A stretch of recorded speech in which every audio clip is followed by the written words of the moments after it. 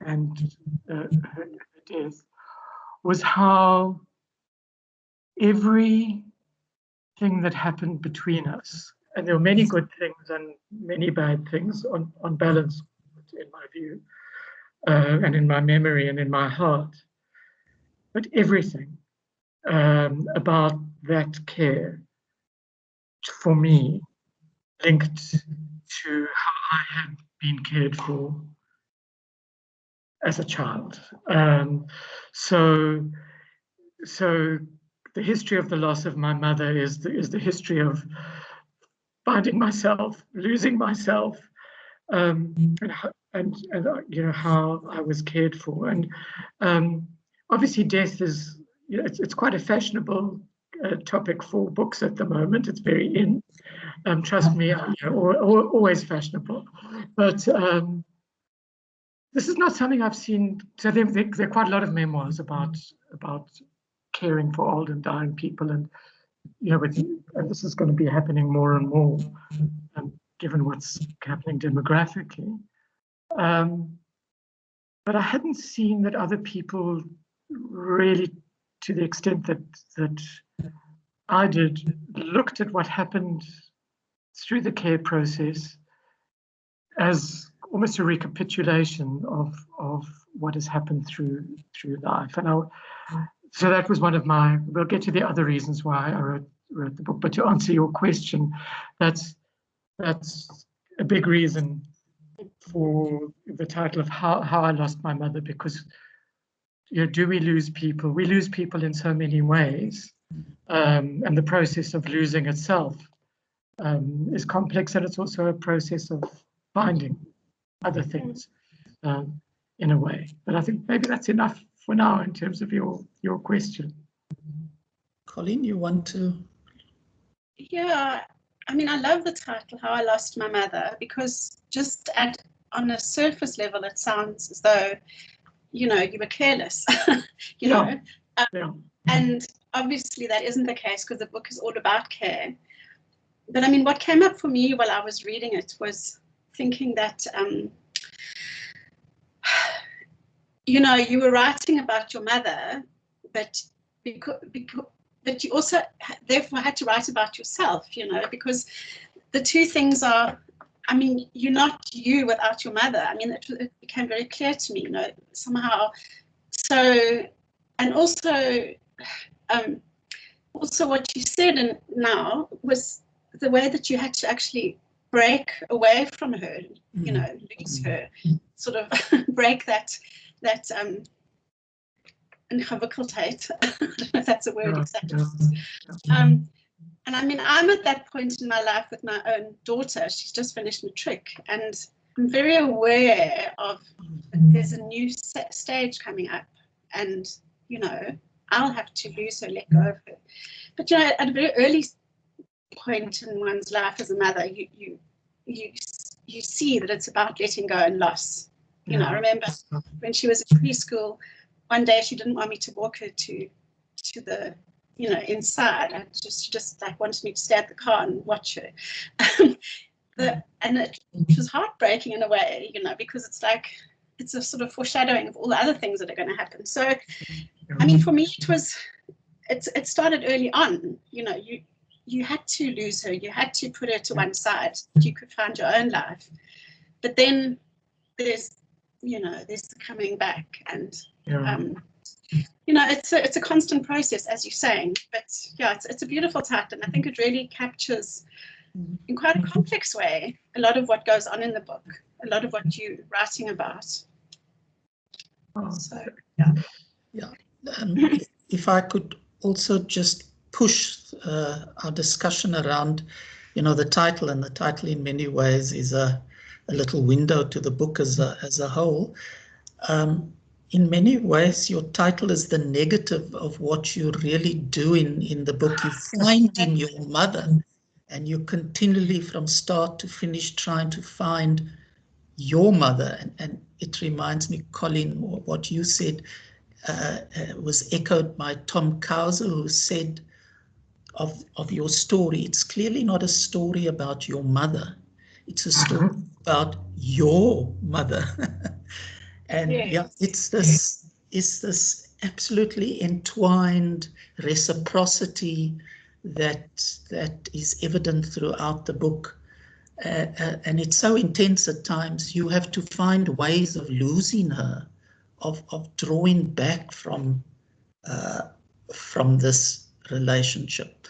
A question that continually came to my mind, Leslie, about this relationship with your mother is how, I think consciously maybe, you don't overwork the word love.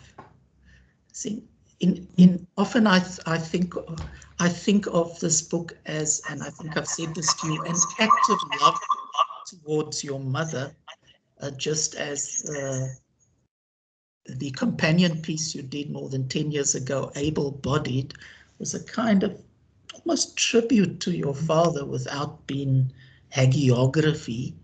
And I was curious to know about the position of love in your sense of your relationship with your mother. And do you consciously not overuse this phrase, in this concept, this term? I mean, that's such an interesting question, because I suppose if anything, my feeling for a lot of my life, particularly when I was a child, and certainly towards the end, was I loved my mother too much.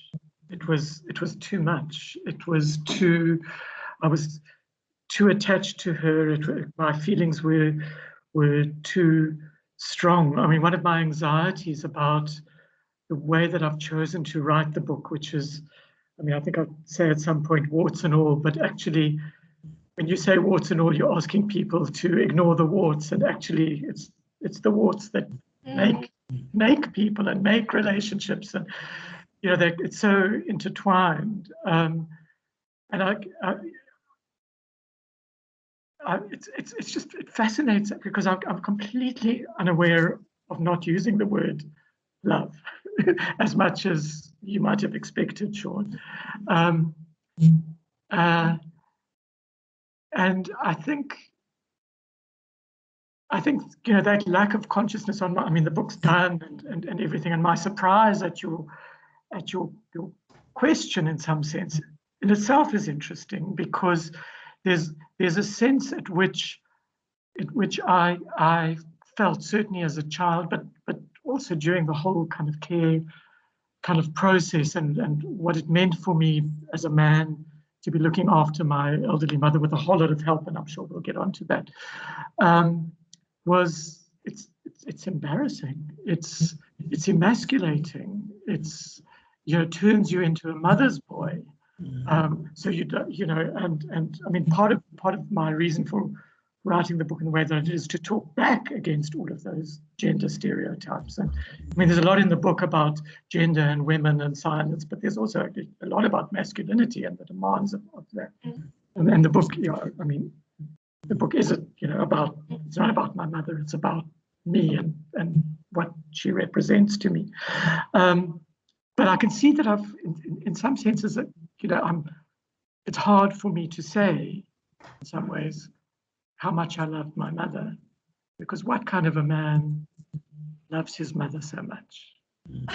It just fascinates me, your question and my reaction to it. Yeah. Colleen? I wanted to say that, for me, love is as love does. In a sense, you don't have to say. I mean, the book and what you describe about your life and, everything to do with your relationship. I mean, and what you actually, I said already, what you did, that's love. You don't have to use the word. I think often, sometimes, when the word is there too much, it's masking something. Love is in the actions, the daily caretaking things, which are not always entirely convenient for the one who's doing it, but you do it because you love the other. Yeah. Thank you. Yeah. So yeah. Shall we shift to another focus, Colin? Is there anything you wanted to say something about what you said at the beginning? I also just wanted to say congratulations, and just sort of a little overview of what I really loved about the book. And I sort of intimate that in the chart, but the way that you as a reader, I felt like you were taking me into your confidence, and drawing me into this, telling me things that you wouldn't. I mean, obviously you've told anyone who wants to read the book, but I sort of felt like you were telling me, there was a way in which you took me into your confidence, and as a reader I responded to that, because I don't know what it was exactly, how you managed that, but I don't know if Sean agrees with me, but yeah, I felt like I was also part of the story in a way, as a engaged listener. But there's something about the way that you write. Maybe it's the difficult things that you talk about, the sort of confessional things, and talking about things that weren't hard for you and uneasy, in the sense like you're saying now about your masculinity. So yeah. Yes, Colin, I think that this for me is a really interesting question about the memoir. I thought of it, Leslie, as digging deeper than you did in Able-Bodied. There's a frankness about them that goes to nerve ends. It's but that is combined, I think, with a constant questioning. And to me, this book is full of questions. So, for example, and this, sorry, Colin. So I think of the style you're using as very Leslie-esque. I almost hear you speaking, and yes, oh gosh, that's Leslie. so, for example, you in the early part of the book, you think about your as a child, your relationship with your mother, and why did she not send you to nursery school? And she gives you the answer, well, at that time in the then Rhodesia, petrol was usually expensive, and they couldn't send you to nursery school. But you refused to accept that as the explanation, and you, for pages, speculate, digress, investigate why your mother did not send you to nursery. And so you've turned what a memoirist could easily have dismissed in two sentences. Oh, I did not go to nursery school because my mother said petrol was too expensive. You turn it into what you say you do, a digression, which questions this moment, and it's extended, and I find this is intriguing aspect of the style of the book, is how you explore these through digression, how you explore these moments in your relationship with your mother, where you question and question and question. Thank you. I mean, I think, Sean, you'll remember, because for people who on the call who don't know, this book started as a PhD under the supervision of, well, it started before that, but I wrote it as a PhD under the supervision of Sean and Louise Green, to whom I'm incredibly grateful. And I remember saying in the Viva, in the oral examination, I mean, part of my worry about the book is that I'm unable to do anything in a straight line. And so the book sort of, and I was responding to a question, and I was very pleased when Sally Ann Murray, who was one of the examiners, said, no, that's fine, because that's very me. But I think that that kind of, because it's partly digression, and it's partly also sort of a bit like a dog with a bone, not wanting to let things go. So digging, and so with the petrol rationing story, I sort of managed to establish that empirically this just didn't add up, and I wasn't letting it go. But you know why?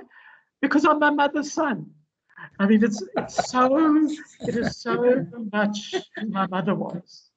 Who I mean, I think that, you know, there are all sorts of kind of, you know, I think about, there's a whole range of sort of reference to it, some of which is sort of, you know, about being Jewish, where you know the you know, the idea of kind of struggle with ideas and so on is sort of built. It's part of the kind of fabric. I mean, I struggle with everything, including being Jewish, but I'm Jewish. So good. But that was my mother. That's who and my father to some extent. That's who I learnt it from. Is that you just don't leave things. And I mean, I think an interesting thing. I mean, you mentioned able-bodied, and the two books are, you know, they're much more different than I thought they would be. But you know, my father grew up with disability and impairments and pain his whole life, and I think that part of not being of the mainstream, which certainly was true for my father, he looked different. People looked at him in a, you know, he walked funny, he limped. But there was always that, certainly with my father, there was always that thing of people having to decide how they were going to react to him. It was sort of matter out of place in a way that my mother was, and I think that's part of why she chose him. And I think, you know, part of what I say when I talk about disability is that amongst the most talented natural researchers that I've ever met are people who've been excluded from education, but who are disabled because they have been forced always to live in a world which was not built for them, in a whole range of ways. And so everything is strange. And so what do? You ask questions, and you have to ask questions. Whereas if you come from the dominant group and the world is built for you, you don't have to ask fundamental questions in that way. And I think that's also part of what I inherited from both my parents, and certainly from my mother, was, you know, the feeling that, yeah, things may not always be quite as they seem, and let's just sort of scratch a little bit more. And you know, my mother, as I say often in the book, she just loved arguing, and loved questioning things and being, you know, so we fought, like, but in the sort of joyous way. And I think that was, you know, if you talk about the digressions in my book, it's fun for me to kind of dig around in a sort of funny way, and I mean, it's part of also, I think, just feeling, you know, both my parents in their own way were marginal people. I'm a very, in my own way, feel marginal.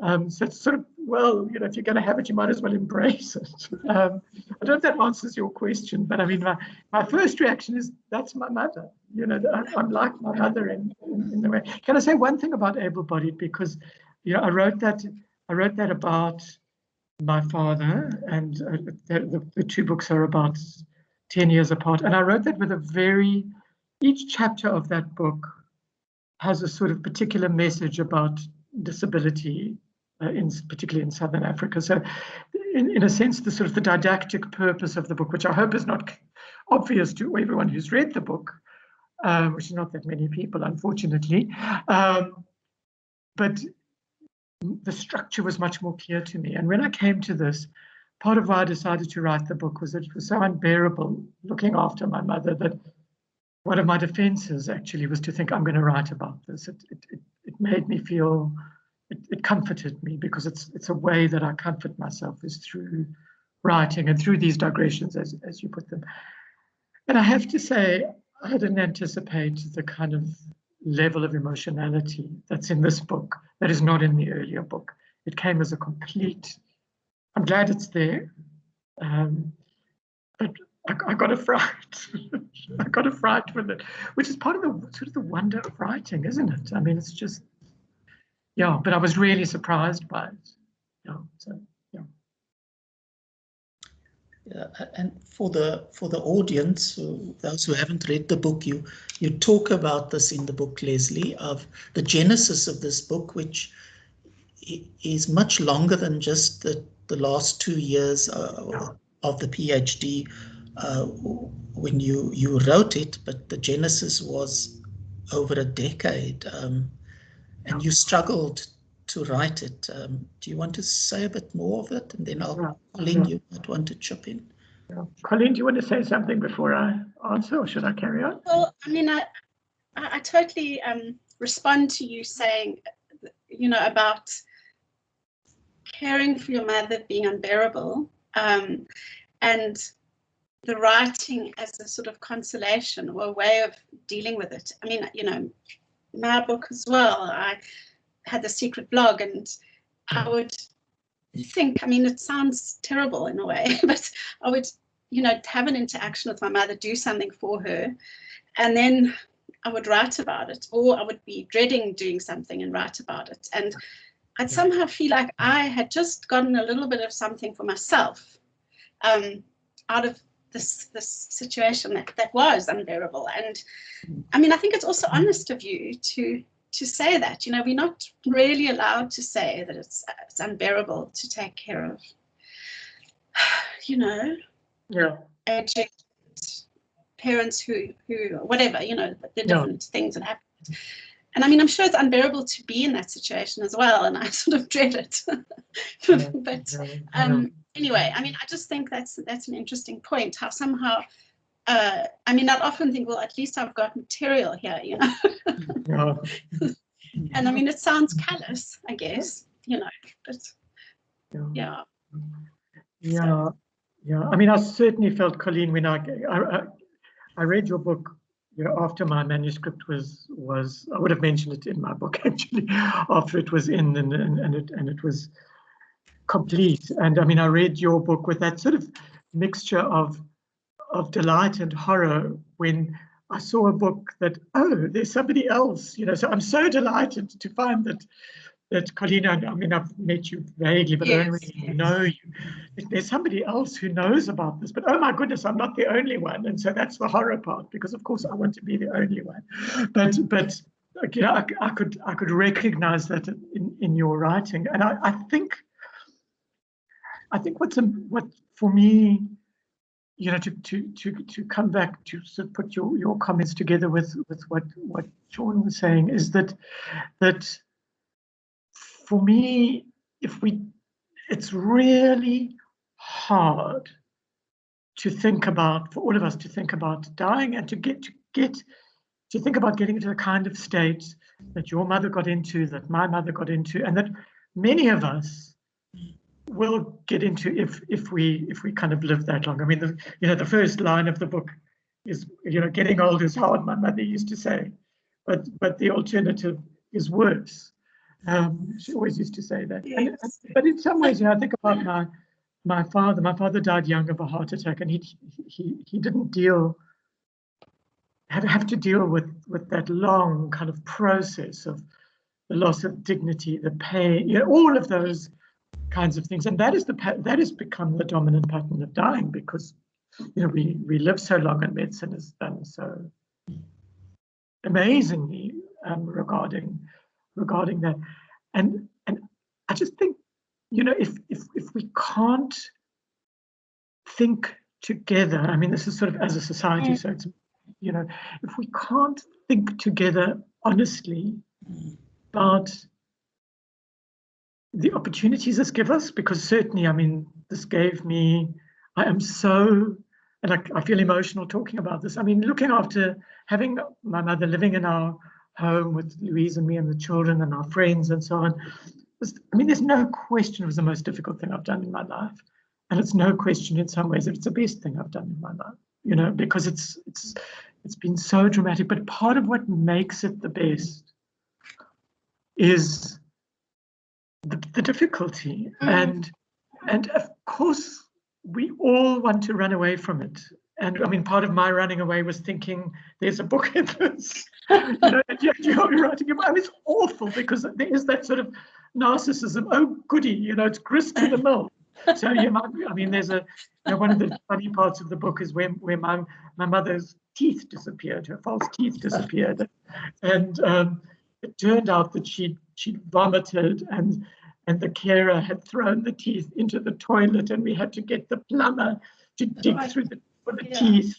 You know, but I mean, but it's kind of, it's through all that shit and vomit and everything that there's wonder of. But I think what made your book true for me, Colleen, and I hope makes my book true for other people, and of course I'm the worst judge of that, is that it's both at the same time. It's the sort of the if you can't recognize the horror of it and think of all the ways to run away, and part of my running away is through writing, and that I can't bear this, it's terrible, then we've lost something about the social challenge that we all face. We tend to give it to other people, and I certainly did, and a lot of the book talks about this. So, you know, middle class people tend to fob it off onto poorly paid, generally women of color, which, you know, I do talk about a lot in the book. But I think that's sort of central for me. The sort of the centrality of care, and you talked about the love being in the care. Yes, it's there, but also the hate is in the care as well. The rage.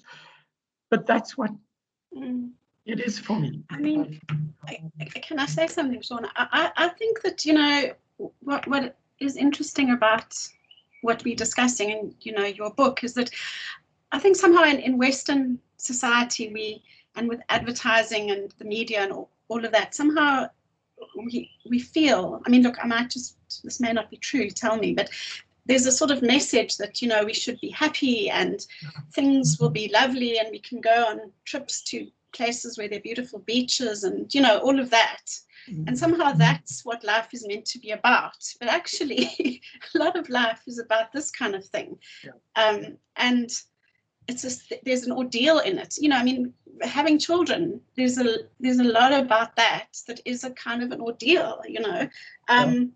So, you know, but somehow that's glossed over and ignored and whatever. So I think that, you know, it's important that books like yours are written, and, you know, we can start to explore some of these things and acknowledge that it isn't that glossy media package that is how things work, you know.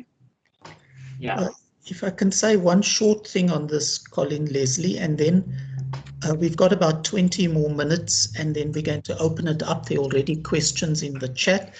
But Leslie, after I say this one short thing, maybe you want to read something from the book to give us a sense of the text at this point, and then we can sort of shape the last 20 minutes from there. But, you know, one of the things, you use the phrase ringing true about your book, is that it does not balk at addressing the struggles and contradictions of the relationship. While you deeply cared, you were also deeply angered at your mother, at your sister. You talk of the incident when she's in the last year or so of her life and you stop at the quick spa and she says something to you and you lash out. And that lashing out and all the questioning that goes on in yourself about where this comes from. It's a dying woman, it's your mother, and why do you behave with such hostility and anger?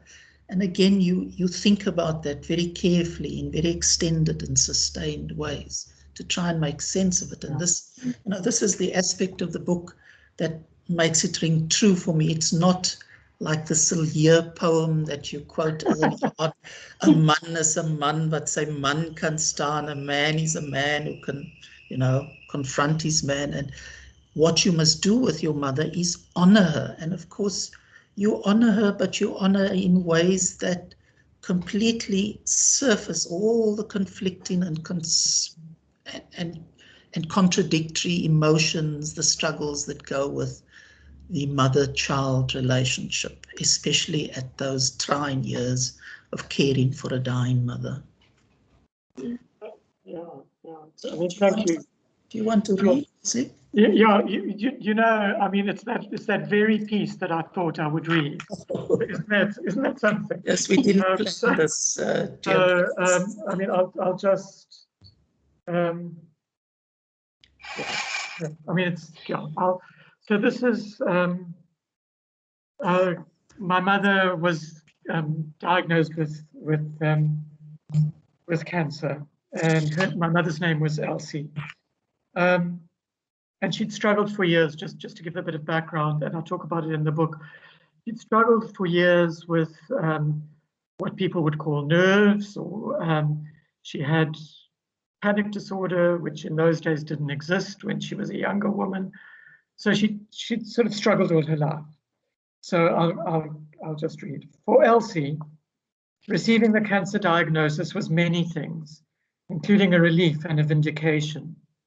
She had for years known or felt that she was ill when others thought she was well.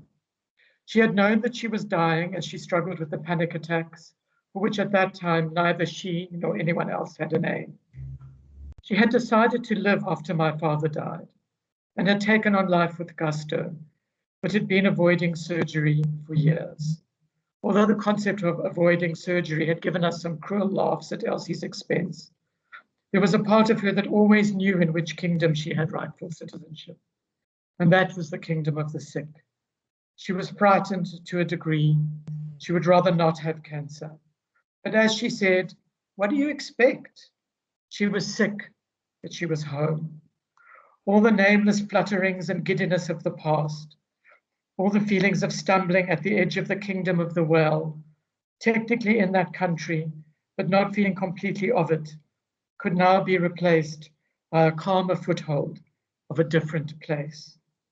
The problem was, though, that this migration required of all of us around her to move with her.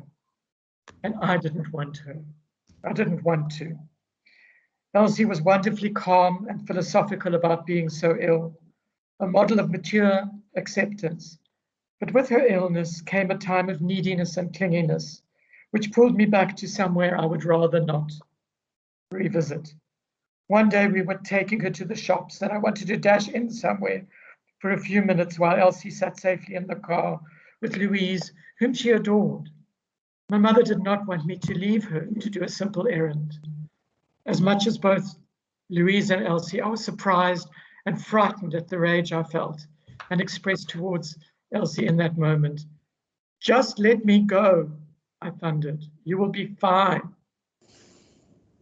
Just let me go. You will be fine. There must be 1,000 ways of saying these two sentences, and the best of them must be in a calming but reassuring tone, friendly but firm, as Dr. Spock would have it.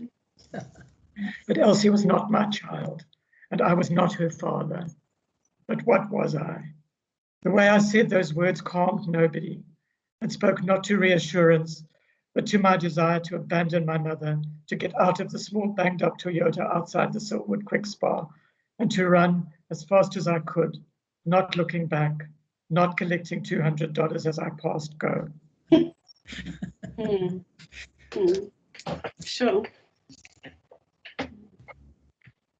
Yeah. So yeah, I could carry on. Yeah. I'm Colleen. I thought I have a few questions about the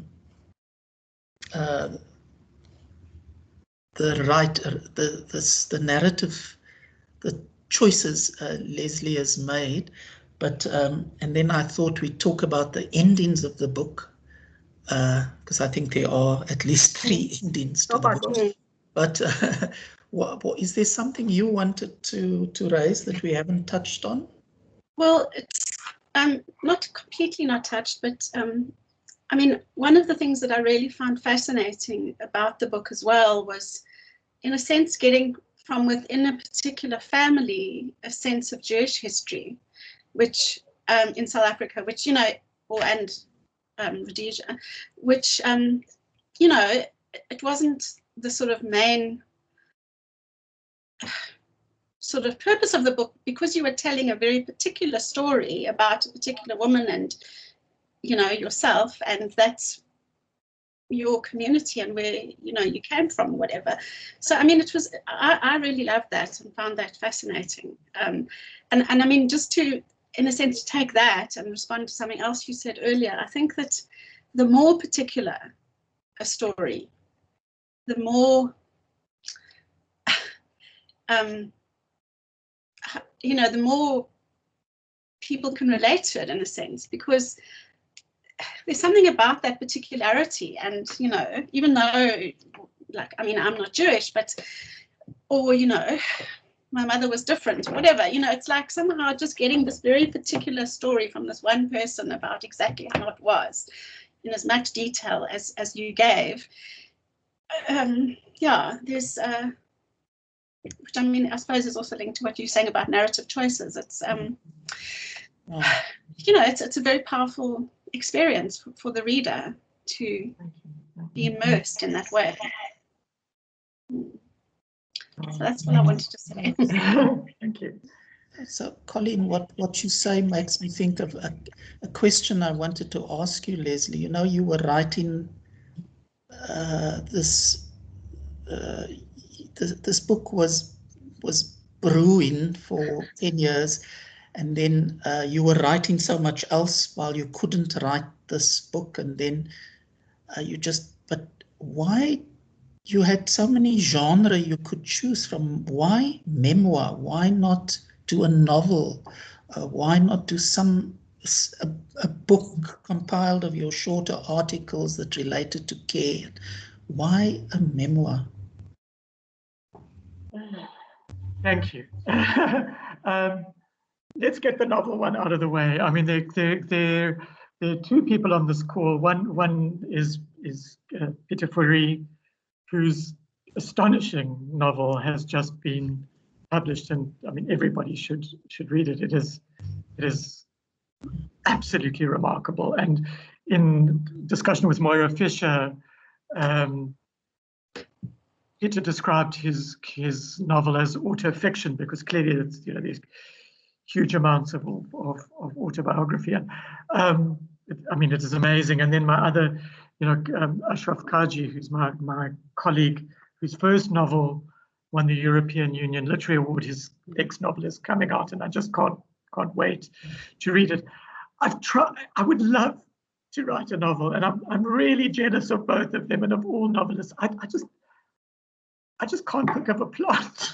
You know, I just like, how do you do it? So that's you know, I believe me, I've tried. I mean, after Able Bodied, you know, people were saying, where's the novel? And I sort of tried, and I said, oh, well, this book's, I've got to write about something about my mother's in the way, and then but I still see no novel coming. So I mean, partly I would if I could, but I can't.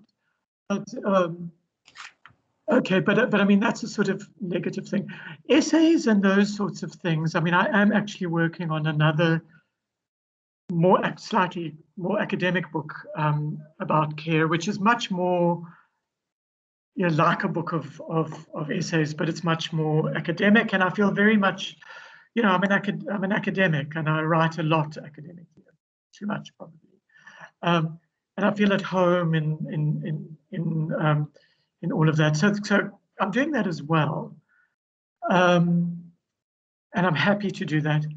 The thing that memoir gives me, that other kinds of writing don't, although if I could write novels, maybe novels would give me that, is a real, it's an amazing opportunity to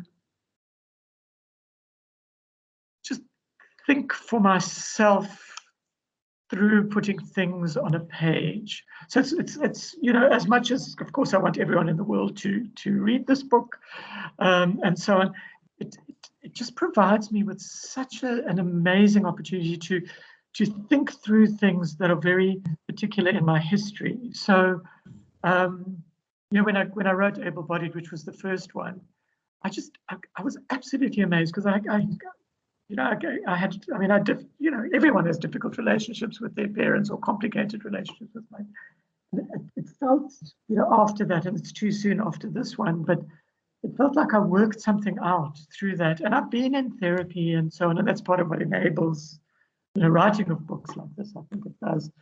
But it enabled me internally to work something out, and to be able to do it together with an audience, listening to how other people respond to it is pretty amazing, actually. So watch this space. I mean, I haven't got another one planned, but it's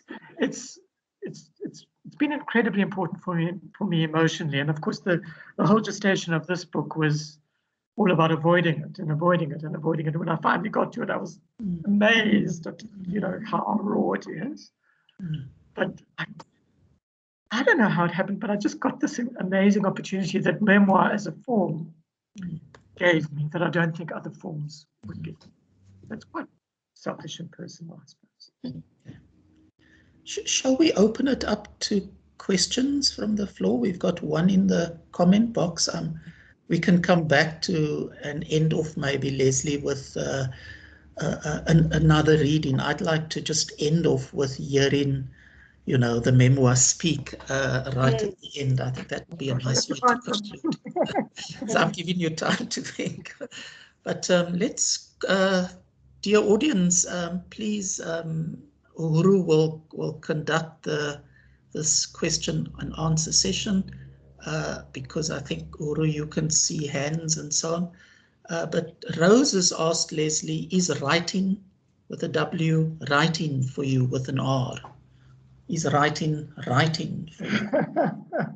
Well, thank you. I mean, Rose, who is, an incredible writer, and I know you're working on your memoir, Rose, and I can't wait to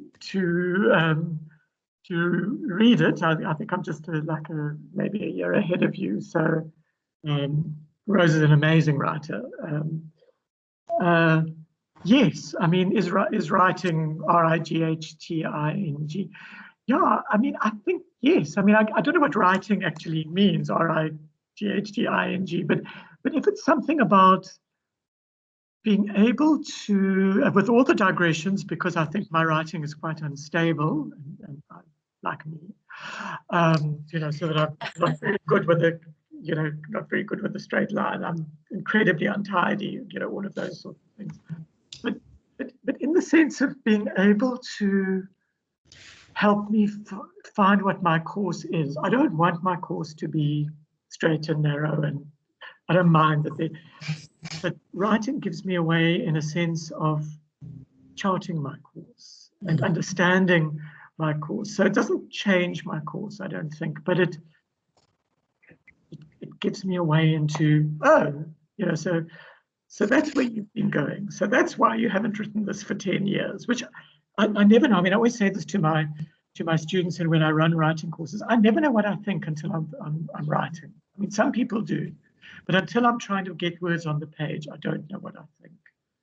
So, and of course, one of the amazing things about writing, even being an academic writer, because I wrote my first academic articles before most people on the school were born. I know what I thought 30 years ago. I mean, well, I know what I wanted people to think I thought. It's complicated. I don't know what I thought yesterday. I can't remember. So it's also amazing in terms of giving a sense of it's giving me as a writer a sense of my own history, which I really value. So thank you, Rose, for that question. Rose, if you want to say more, just, colleagues, switch on your mics and intervene. But Leslie, I think what Uhuru's asking is perhaps linked to what you say quite overtly in the memoir, that at often what you say about what you're doing in this memoir is you're making the invisible visible. Yeah. I mean, thank you, Uhuru.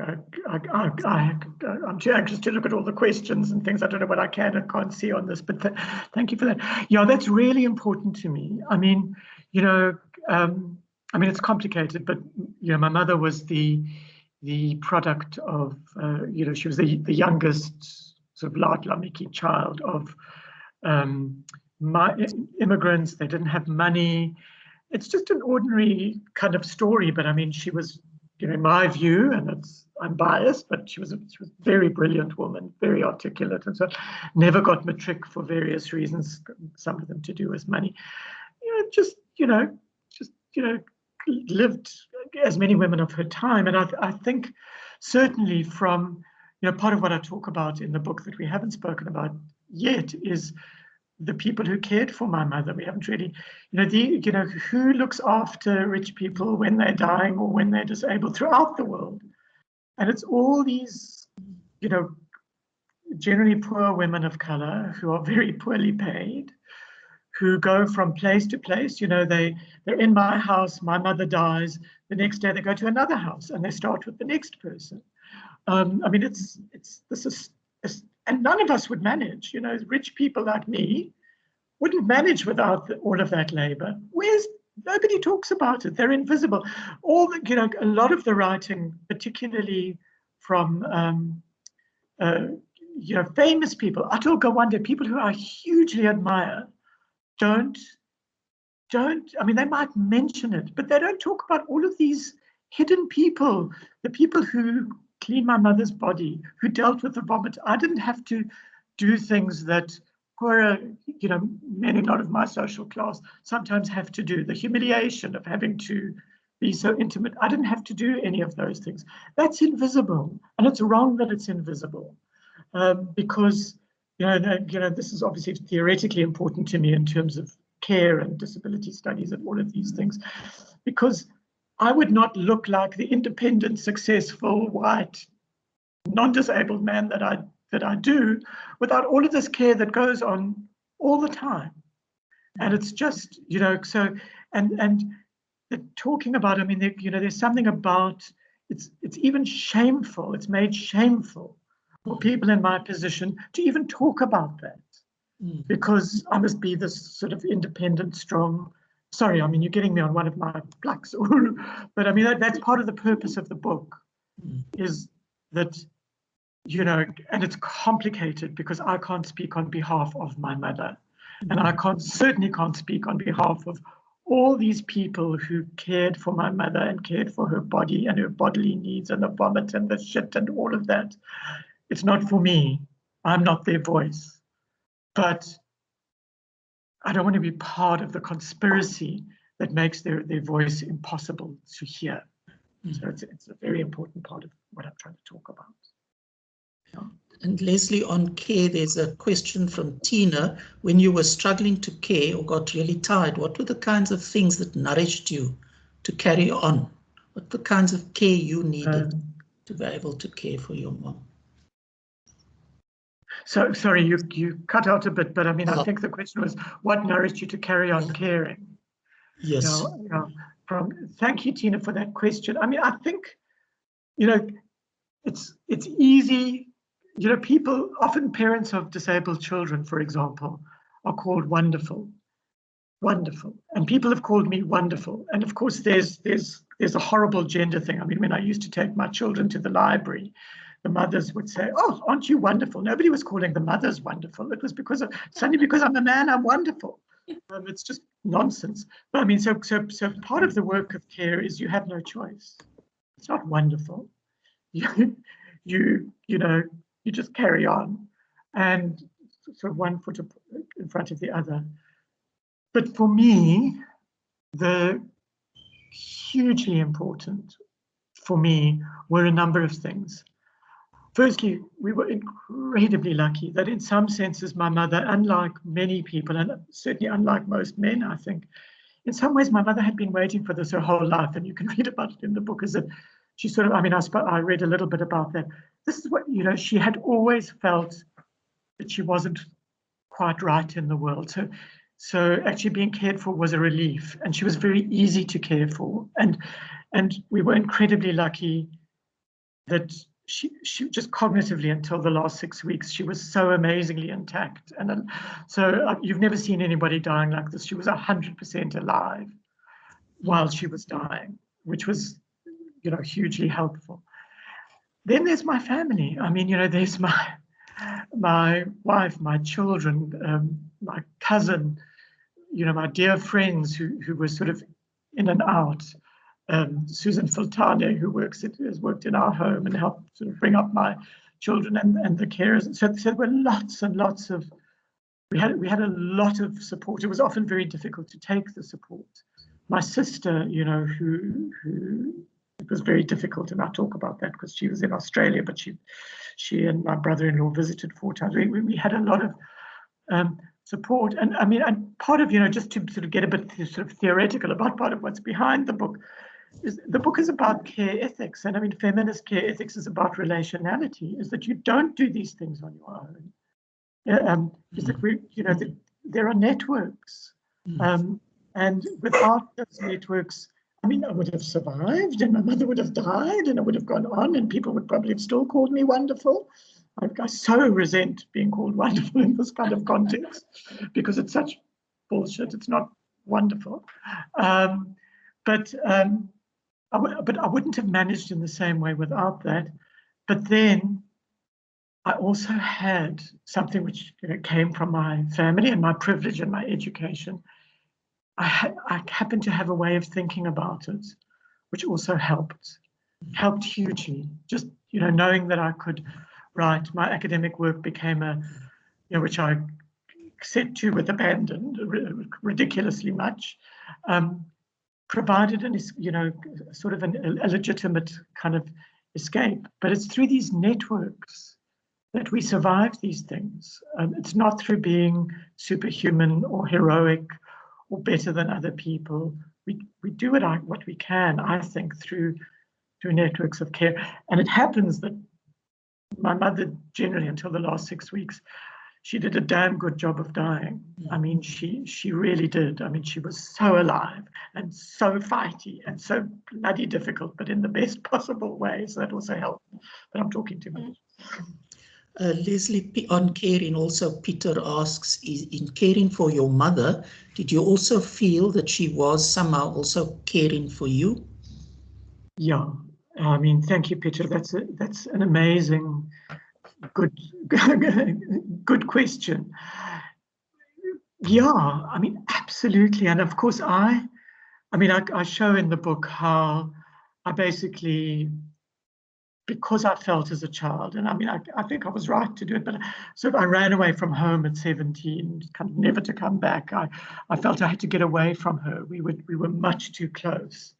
And I felt that if I stayed, I would never grow up. And in some ways, I think that's what she wanted. And I was angry. I remain angry with her for that, for a whole range of reasons. But you've got to buy the book to see all the reasons.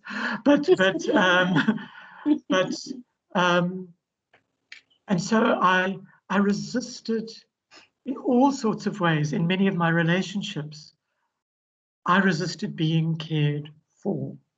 You know, with my first PhD, I wouldn't let my supervisor supervise me. I wouldn't go anywhere near him. I didn't tell my family I was registered. The first my family heard, my mother, my sister, all of them heard that I was doing it, apart from my then wife, and you know, but my family of origin. The first I heard I was doing a PhD was when I passed already, because I couldn't bear their concern. It felt like it would suffocate, it would kill me, it would suffocate me, which is really quite extreme when you think about it.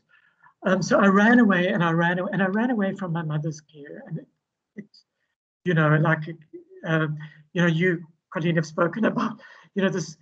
I mean, it's part of what we all have to do. You know, I also say in the book that one of the paradoxes of being a parent is, you know, you've done well when your children can leave you. I always say to people, please ruin your children's lives, because, you know, that's your one chance that they won't leave you. You know, if you mess them up emotionally, maybe they won't go. But when they, you know, it's by the leaving and the tearing away that we go. And unfortunately, in my case, I felt I had to tear something quite aggressively. I had to be ripped in some ways from my mother, to use the from Macbeth. And so then my mother comes into my home. She didn't want it. She'd had to look after this awful mother-in-law, my grandmother, and my great aunt. She'd sort of set things up so I didn't have to care for her, and my sister didn't have to care for her. And, you know, things happened and we had to do it. And I mean, thank God we did, you know. But there was a moment when, you know, she was lying and I talk about this in the book. She was lying in our lounge, and we had a bed in there for her so she could watch television. And she was, you know, I mean, she was so thin, and there was just so little of her. There was nothing. There was nothing, and I was exhausted, and I was tired of it. And you know, she lived much longer than any of the doctors had said, and that was wonderful. But we also wanted her to be dead. It was enough. We couldn't take it anymore. And I was just sitting with her, and actually, it felt like from nowhere. I talk about it in the book. I just burst into tears, and I couldn't stop. Saying to her, what am I going to do? You're going to leave me? I can't manage it. And she was able to comfort me. And I was able to let her comfort me. And part of my struggle growing up, and I mean, I regret it, but I also had to do it, was I didn't let her care for me. I ran away. But by the fact that I had to care for her, it allowed us, yes, I mean, she absolutely looked after me. And this was awful, and also, but my goodness, I'm lucky, because a lot of people don't get that, and I got it. Yeah. Leslie, a comment in the chat box: is it too much to say that writing about this process is a form of redemption? Something very painful and sometimes ugly is turned into something that others can benefit from by seeing difficult family relationships reflected in the book. Thank you. I mean, thank you very much for that question. I sort of balk at the word redemption because its association with sort of saintly. It might not be how whoever put it in the chat, may have used the term, but I mean, I associate it with. Yes, I mean, but so I have problems with the word because people kept on saying, "Oh, you're a saint for doing this. You're a saint. Look how you look at me." I'm not a saint. I did what I had to. Was I going to let my mother, fall down? How many times did she have to fall down and be admitted to hospital before I looked after her in my home? I didn't feel we had it. But I'm really glad that we did it, and I mean, it's also Louise, my wife, who made that decision. But I think the other part of your question, as I understand it, as relayed by Sean, is I think that a lot that is written about aging and care, and certainly disability and care, it's two things. It's either this is hell, and if you have a disabled child, there are two stories that people get told from religion and disability. You have a disabled child. Number one, it's because of your sins and you're being punished. Number two, you're such a wonderful person that God has given you this very special child, and only you can take care of this child. Well, I mean, how awful and disempowering are both of those? Because actually, as my friend Valerie Sinison, who wanted to be on this call, who's a psychoanalyst, says about marriages, all marriages are made in heaven and in hell. And that's it's true about all relationships, is that, it's both and so part of, what I'm hoping to do, if this book helps anybody, and I didn't write it with, that intention, but it's to allow people the fabric that these things they're not separate, they're intertwined. The misery and the rage and the love they're part of the same thing, and the shame that we feel is intertwined with the pride that we should feel that as humans and as mammals, we care for one another. Yeah. So thank you. Leslie, thanks you. And I think you've partially answered in this answer you've just given to the final question we're going to take. Was writing this memoir healing for you? And do you sometimes think there's anything you could have done differently? Yeah. I mean, is anything I could have done differently? Let me count the ways. Well, that's actually, I mean, this is an excellent question, because the regret I feel at the nonsense. I mean, my mother couldn't eat, and she was getting thinner and thinner and thinner. I mean, I cannot believe how thin she was by the time she died. It was unbearable for me. I would cook, and there's quite a lot about my cooking and my struggles with cooking in this book. I cooked. Would she like this to eat? Would she like that to eat? She didn't want to eat. And I became absolutely enraged with her. She wasn't, and that was partly because I couldn't bear it that she was dying. And if I think, couldn't I have just let her not eat? I mean, the woman was dying, you know. So if I could have just, I mean, just on the issue of feeding her, if I could have been better, great. Some of the shouting was when we would have political arguments and all of that. If I could have had more of those, great, because she loved those. But I was cruel to her, and you know, yeah, I wish I hadn't been cruel. So there are many things that I regret, and I'm sure if she were alive, there are many things that she would say she also regrets, because she also behaved badly towards me. But on the question of healing, you know, I needed to do this for myself. It's not a question, I mean, you know, of kind of forgiving yourself or thinking it's okay, because lots of the things I did were not okay, and they're never going to be okay. But giving myself a way of thinking about it has been enormously helpful for me. And you know, it's 10 years this year, as it happens, that since my mother died, and it also feels, you know, she's dead. I don't believe in life after death. I don't think she's looking at me. You know, I mean, people can think all of those things. If you're looking, good luck to you. But you know, I don't believe in any of that. But I have such a sense of the gifts that she's given me, and they're complicated. You know, curative. I mean, you know, good in parts. I don't know, but that's healing. You know, and you know, a lot of my warts and my neuroses and the part of me that's quite pugnacious and difficult, the book helped me see all of that, and I'm so incredibly grateful. Yeah. Leslie, thank you for those fulsome answers, and I think you've definitely whet the appetite for reading the book.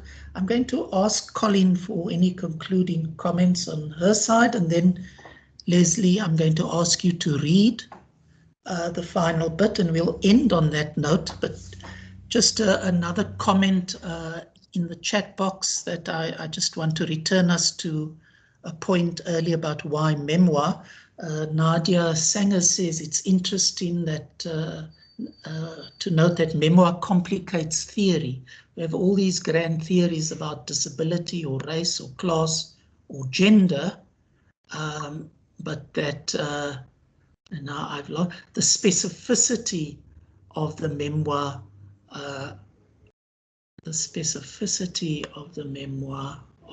Disrupts and expands on grand theory. I just thought I'd add into our previous discussion. It's much better put than I could put it, Nicola. I mean, I was Nadia, sorry. Sorry. I was going to say that what I also found very interesting was the way that you referenced at times, theory and your academic style of writing. You know, so there were different ways in which you wrote, and you know, issues around gender and the invisibility of care, and you know, I mean, I marked a number of things, but so it was both very personal, but there were ways in which you teased that out and drew it, you know. Anyway, I mean, I just want to say thank you for inviting me. I don't, you know, like it's very left field, but you know, thank you. Oh, thank you. Thank you. Congratulations again for the wonderful book. Thank you. Thank you, Colleen. And Leslie, a last comment from my side before you read to the audience. Look out for an aspect of the book which to me is central and which helps you structure your narrative and your thoughts and your ending. I think it really leads to the most wonderful, delicate ending, which I won't reveal. But it's the aspect of your mother's life where she's a writer, or a writer who was never allowed to be a writer. Yeah. And you link your writing to her writing and her story, and that story is uncannily resonates with your way of being in the world and telling stories yourself. Yeah. So please look out for that when you read the book. I think it is one of the highlights of the book. Wow. Over to you, Leslie. Thank you. I can't decide what to read because you were talking about endings, so I prepared to. Sean, would you prefer me to read the ending or prefer to read a bit about? I know you like when we went into the library. Shall I read a bit about going into the library? I love that passage where you and Louise descend with your lights in the darkness into the Johannesburg Library. All right. Just to give a little bit of background, I mean, this is an amazing thing that happened, and it's thanks to Sean, in fact. When my mother was a little girl, she and Nadine Gordimer, who obviously went on to win the Nobel Prize for Literature, were friends. And they used to send stories into the newspaper. And it's a long story, but Sean said, go and find the story. Go and find the story your mother wrote, which I did. So Louise and I went to try and find it. It was published in the Sunday Express. And in fact, it gave me a lot of ideas about the structure of the book because I use my mother's story. And I'm not going to read my mother's story, but I'll talk a bit about what it was like entering the archives. And part of also why I wanted to do this is that I know Uhuru, and thank you for chairing this. Uhuru's work is on things that were never archived, you know, which were invisibilized and silenced. And I mean, this is things that were archived, but now are in a particular kind of state. So having established that the archive of the Sunday Express was in the same building, I flew up with my wife Louise to discover what we could find there. We Ubered to the center of Johannesburg, a place at once completely familiar and totally strange. The Johannesburg Public Library building was, of course, in exactly the same place, but its address was corner Albertina Sisulu Road and Pixley Isakaseme Street, no longer on the corner of Harrison and Sauer. There were mesh fences blocking access, and what certainly on the day we were there felt like a perfunctory parody of heightened security. It was a bit more difficult to get into the building than years ago, but nobody seemed much to care who actually did gain access. Once we were in the vaulted lobby, I rushed to the reading room where I was once studied as a schoolboy. That looked much the same. We asked a security guard where we could find the old newspapers. He indicated that these were in the basement. Unaccompanied, we went down a flight of stairs, and in another room we found another guard who kindly took us down to the room where the newspapers were kept. I don't remember how many floors down we climbed, but it felt completely otherworldly. There was no light at all on the stairs, so in the pitch dark we used our cell phones to light the way. We saw a patch of light and thought we'd arrived, but in fact this was a landing, and on some of it there was some old poster board, what looked like a weighing scale of the type that used to be outside chemist shops, at which you could use putting a penny in the slot, a small metal stool, and a 4-plate Kelvinator stove, the pride of many a kitchen in 1960 South Africa. Down we continued into the dark, finally emerging into a large room that smelt of dust, mold, and dirt. We were the only people in the room. We did not see a librarian or an archivist at all that day, and part of me felt frightened that we would somehow be abandoned in what looked to me like a post-apocalyptic scene. We could die here with nobody knowing. I had fantasies of the few souls from the floor above going home at the end of the day, carefully locking up after themselves, and our bodies being discovered only weeks later, human detritus completely in keeping with the detritus of newsprint with which we were confronted. So, I could go on. Thank you, Leslie. I'm going to hand over to Uhuru, and I think maybe Corinna wants to say something about the book. If you're on, Corina and Uhuru. Wow, wow, wow. What a lively and moving conversation. Thank you so much. Thank you to our discussants, Colleen, Sean.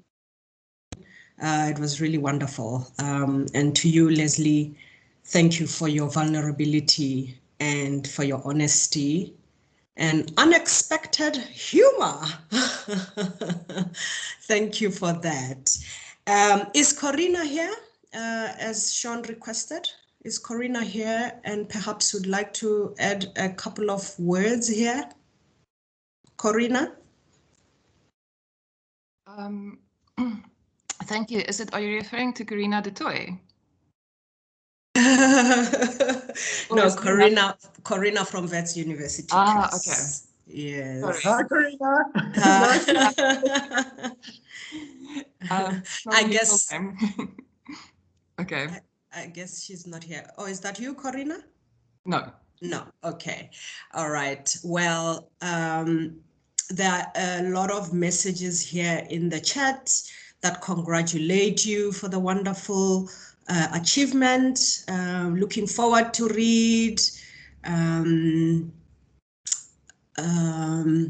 Very interesting. I cannot wait to get my hands on the book and so forth. So a lot of enthusiasm for the release of this book. And with that, I would like to thank everyone for coming through today. It was truly wonderful to launch our own research seminars for 2021 with this auspicious occasion. I certainly enjoyed it. And I wish you the best. Goodbye for now. Thank you so much. Thank you. Thank you to everybody. Thank you. Bye, everyone. Bye. Thank you. Thanks so much, Uhuru and Colleen and Sean and everybody. Thank you all. Thank you, everyone. Bye.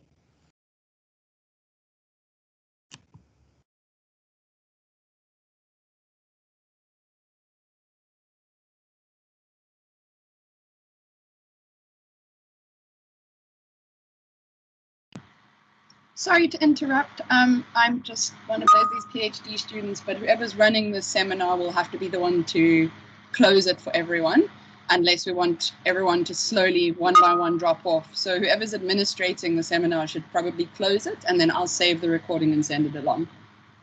Okay, thank you for that. Should I stop the recording? Is that what you mean by close the meeting? Yeah, okay. that should, no, sorry, not stop the recording. Just like shut down this whole meeting. I guess whoever initiated the meeting or set it up should be the one to, then it'll close for everyone. I don't have that like administrative permissions for it. All right, so thank you for your guidance. Just to be sure, I should not stop the recording before shutting down the meeting. No, it'll stop automatically, and that's probably the easiest way to make sure the recording starts to save itself. Fantastic. Thank you so much, Leslie. Congratulations. I think it was wonderful. And yeah, I apologize for the technical difficulties that we met, but we had 55 people in attendance for the good part of the hour. I think it was a great launch. I hope you are happy with it. Yeah. All right. I really enjoyed it. So thank you. Me too. I also did. Nice All job. right. Oh, thank you so much. Have a good one. Talk soon. Bye. Bye.